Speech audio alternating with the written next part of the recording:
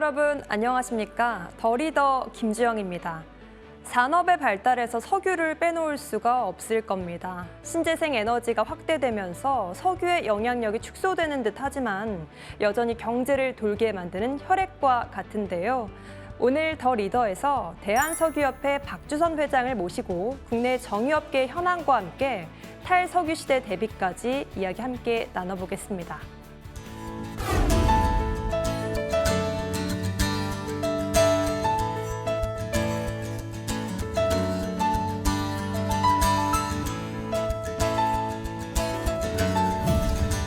바쁘신 가운데 출연해 주셔서 고맙습니다. 감사합니다. 네, 먼저 시청자들을 위해서 인사와 함께 대한석유협회에 대한 소개 말씀 부탁드립니다. 시청자 여러분 안녕하십니까? 대한석유협회 회장 박주선입니다. 대한석유협회는 80년도에 1, 2차 세계 오일 쇼크가 발생이 돼가지고 국가 경제적 위기에 처해 있을 때 국가 경제의 위기를 타개하고 원유와 에너지의 안정적 공급을 위해서 즉 업계의 발전과 또 경제 발전에 기여하는 장치로서 정유 4사가 출원을 해서 만든 싱크탱크 조직입니다. 네. 지금 현재는 정유 4사의 업계의 발전 또 그 업계가 대한민국 경제 발전에 기여할 수 있도록 정부, 국회, 업계 간의 소통의 창구 역할 내지는 가교 역할을 지금 하고 있습니다.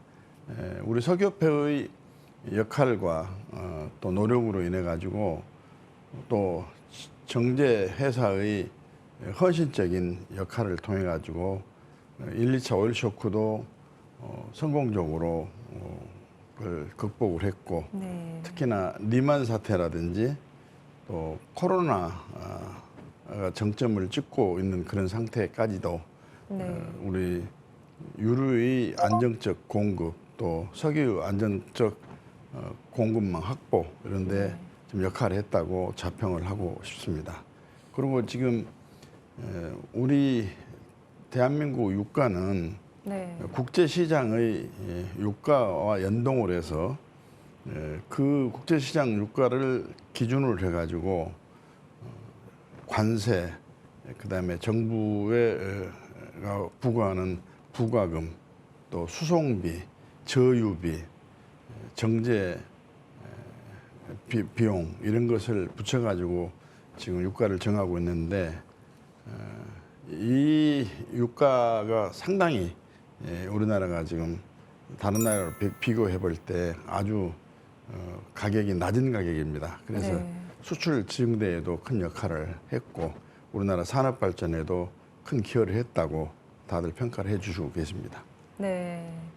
이렇듯 정부와 국회, 업계에 소통의 가교 역할을 한다고 소개 말씀 주셨습니다. 지난해 10월 제24대 대한석유협회장에 선임되셨는데요. 검사로서 20년, 정치 20년, 이렇듯 오랜 법조와 정치 경력을 가지고 계신데 어떻게 대한석유협회장에 오게 되셨는지 궁금합니다. 지금 앵커께서 말씀하신 대로 저는 검찰을 또 대통령을 직접 모시고 요즘 같으면 인사수석과 민정수석 역할을 김대중 정부에서도 했었고 네. 또 국회에서 사선 국회의원으로서 국회 부의장까지 하는 과정에서 여러 가지 제가 느꼈던 감회도 있고 또 네. 경험 또 지식 이런 것을 우리 정유 4사의 공동이익을 창출하고 보호하는 데 역할을 해달라는 취지에서 저를 선정한 것으로 알고 있기 때문에 네. 최대한 제 경험을 바탕으로 또 얕은 지식입니다만 지식을 또 활용해서 우리 정유업계 발전을 위해 최선 노력을 다하겠다 이런 말씀을 각오를 가지고 있습니다. 네. 밖에서 바라볼 때와 안에서 바라본 협회 어떤 점이 다른지 언급해 주신다면요. 저는 지금 한 8개월 정도 지났습니다. 네. 취임한 지요. 저는 사실은 이 석유협회에 들어오기 전까지는 우리 정유 4사가 대한민국 경제 발전의 중추적인 역할을 왔다는 것은 다 알고 있었습니다만 이렇게 정유사들이 영업 마진을 적게 보면서 국가 경제에 헌신을 했구나 하는 것을 비로소 알게 됐습니다. 우선 2007년도부터 2022년까지 17년 동안 우리 정유업계가 정제 마진을 얻은 것은 1.8% 평균입니다.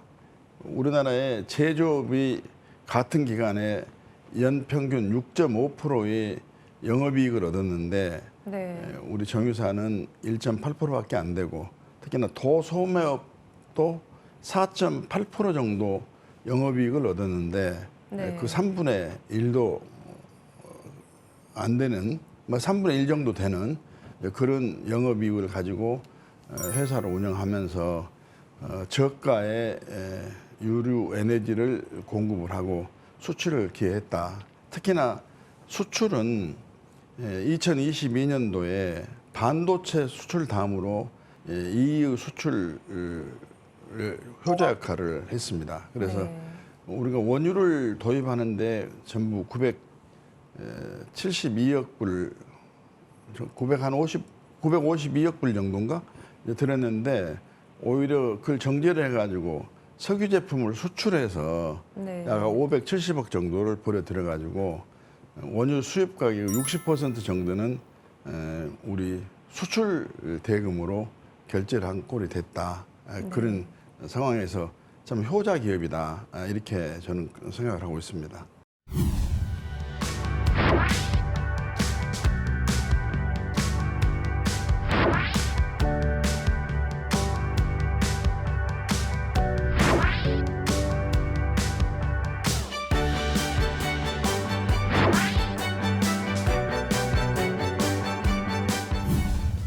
이번에는 정유업계의 현황과 대한석유협회의 역할에 대해서 알아보겠습니다. 지난해 고유가가 이어졌죠. 하지만 최근에 국제유가가 안정을 찾는 모습인데요.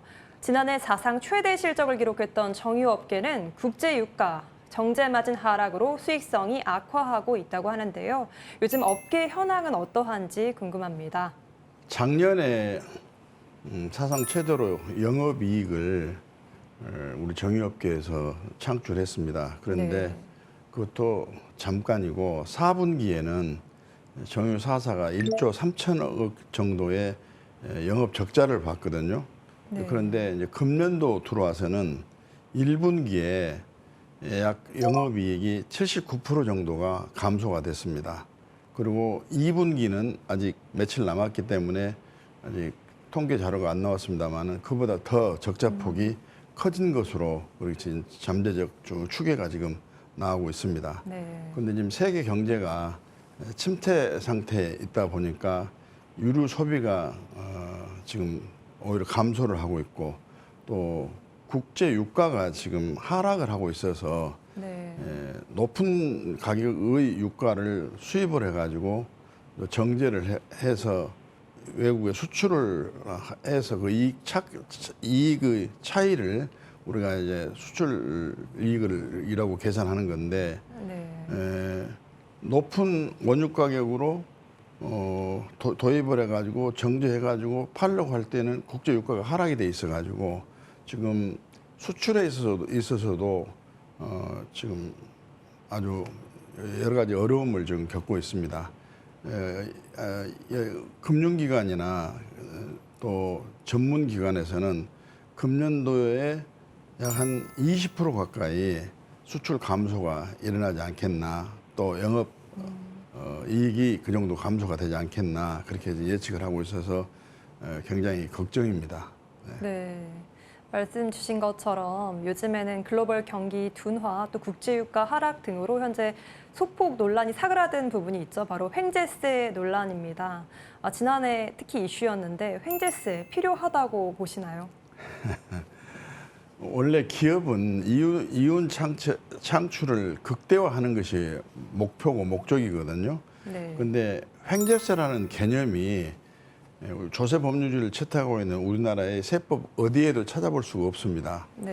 일부 유럽 산유국에서는 산유 시설을 해놓고 국제 정세의 변화에 따라서 별다른 노력 없이 국제 유가가 원유가가 상승하기 때문에 예년보다도 더 큰 이익을 보는 경우가 있지만은 네. 우리나라는 기름 한 방울 나오지 않는 나라에서 원유를 수입을 해가지고 정제를 해서 네. 그걸 수출을 하고 있고 국내 소비를 하고 있기 때문에 우리나라는 횡재라는 개념, 즉 불로소득으로 기업이 이익을 창출했다고 보기가 좀 어렵습니다. 네. 이건 시장경제 원칙에도 어긋난 일이고 그래서 또 행제세를 부과를 하려고 한다면 만일에 정유사가 영업이익을 손해를 봤을 때는 국가에서 네. 보전을 해주는 전제가 돼야 행제세 개념으로 더 많은 이익을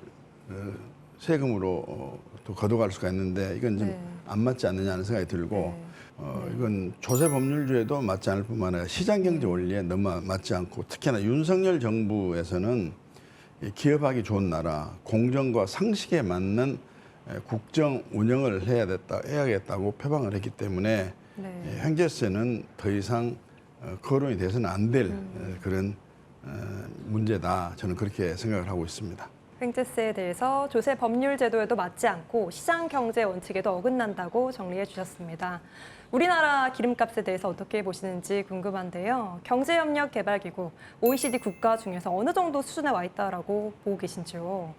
경제협력개발기구 38개 나라 중에서 네. 23개 나라가 유가 공개를 하고 있습니다. 네. 그런데 2021년도에는 유가 공개를 하고 있는 23개 나라 중에서 우리나라의 유가가 가장 낮았습니다. 23번째였습니다. 와. 2022년도에는 21번째였습니다. 그건 왜 그러냐면 네.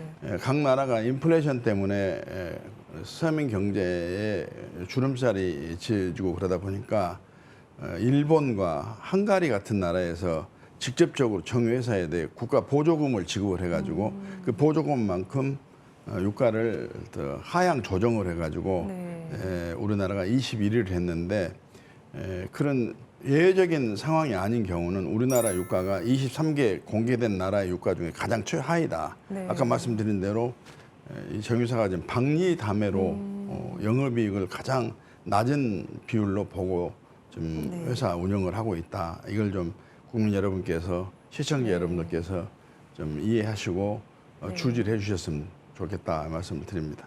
우리나라 정유업계가 세계 5위의 정제 능력 수준을 가지고 있다고 합니다.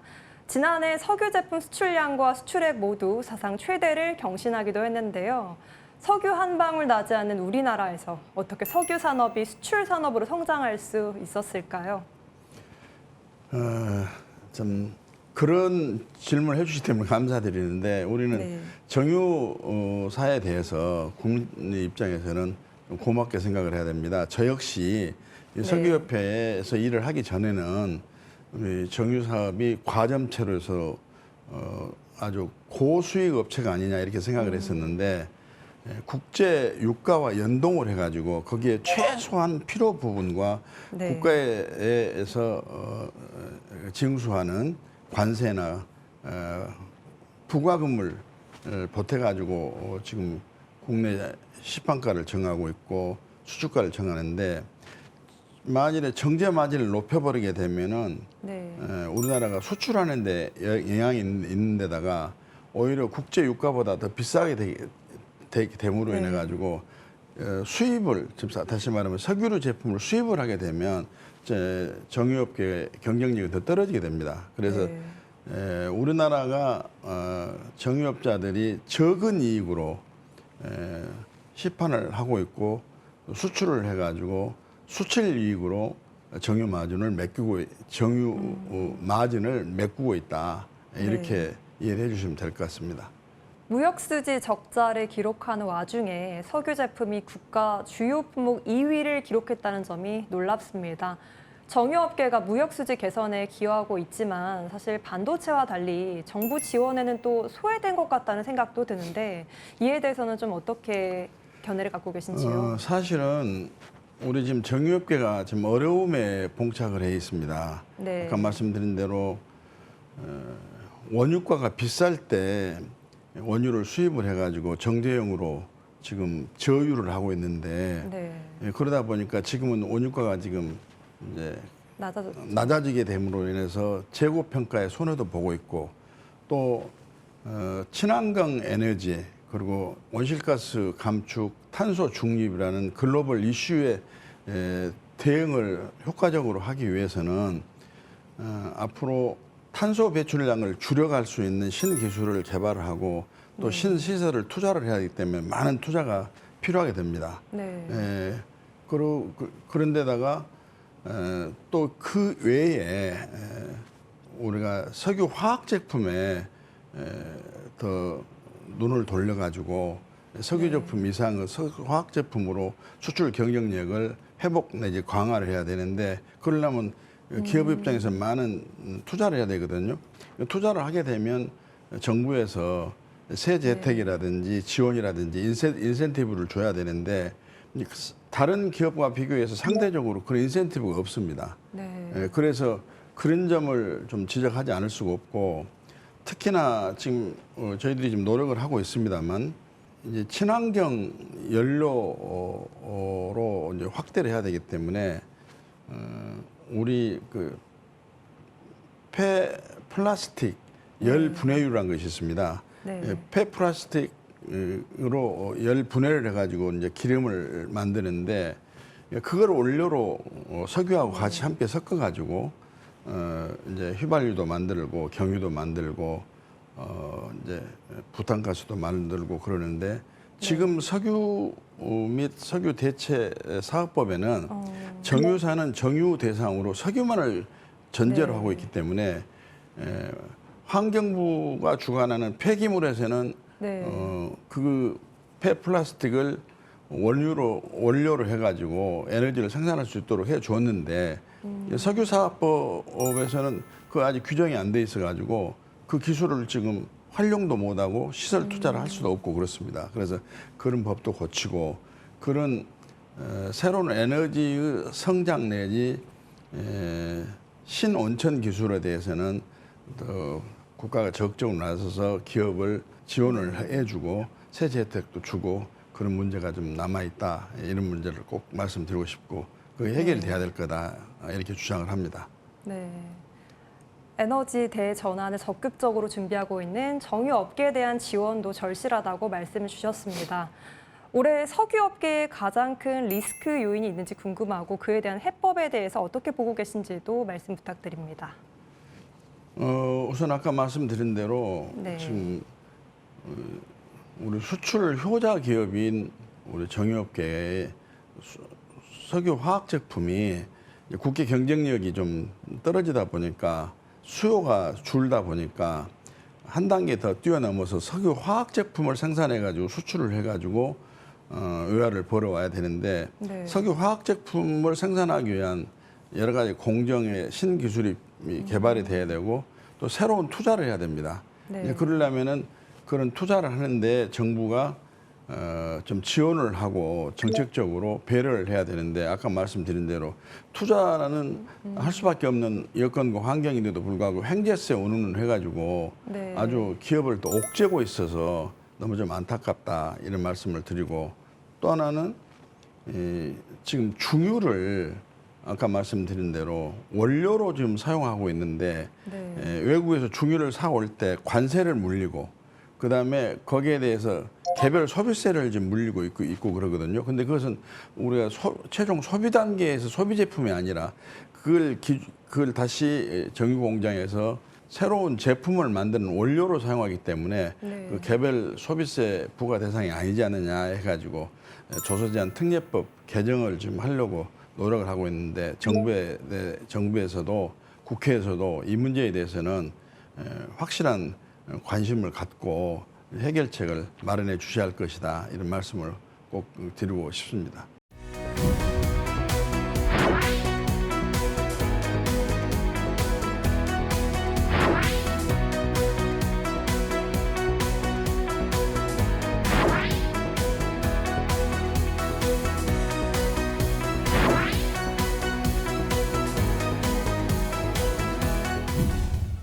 이번에는 협회와 업계가 탈석유화 시대를 어떻게 대비하고 있는지 살펴보겠습니다.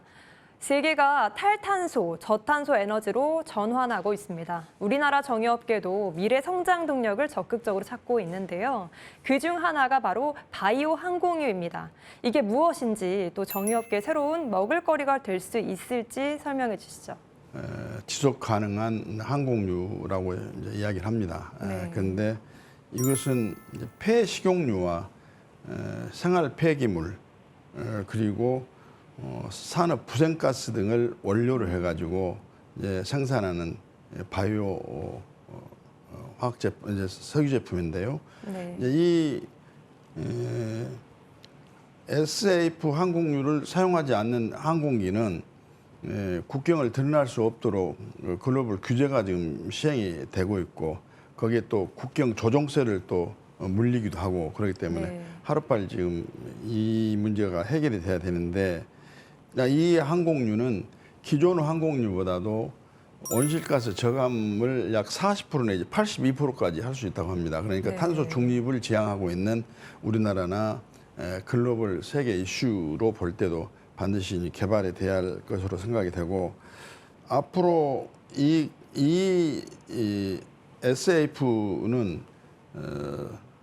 2030년경이 되게 되면 아마 15배 정도 지금 기준으로 15배 정도의 항공유 수요가 일어날 것으로 그렇게 예정을 하고 있습니다. 그런데 이제 이런 것도 시설을 하려면은 네.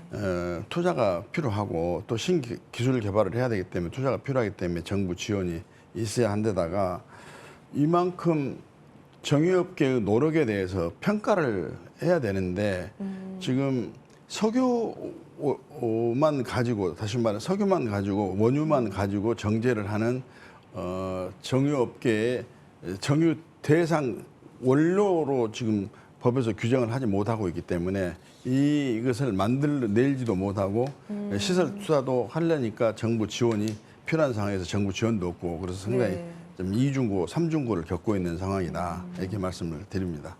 이번에 SAF는 네. 반드시 항공기를 운영하는 나라 입장에서는 이걸 사용하지 않고는 앞으로 운영하기가 어려워진다.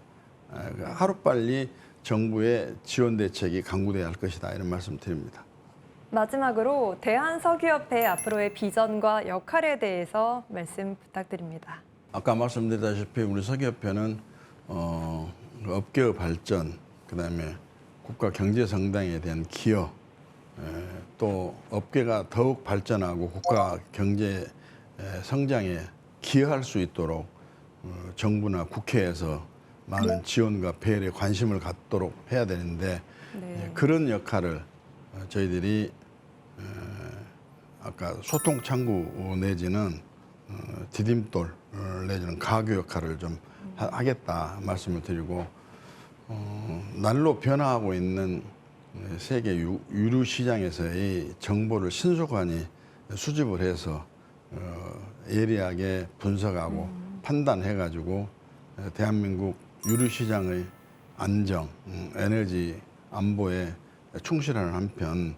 수출 경쟁력을 더 확대해가지고 수출 효자 품목으로 석유 제품 더 나아가서는 석유 화학 제품이 역할을 할 수 있는 그 기틀을 마련하는데 조금이라도 도움이 되는 역할을 하고 싶다 이런 말씀을 드리고 싶습니다.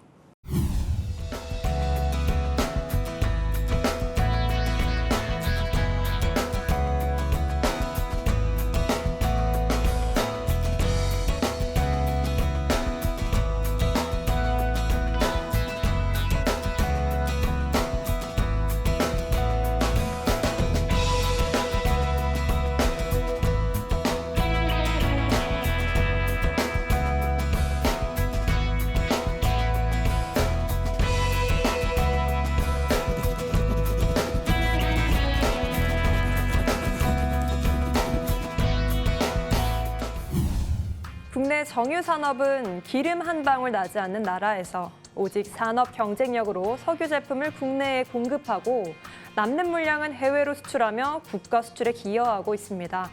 또 저탄소 시대를 대비하며 새로운 활력을 찾고 있는데요.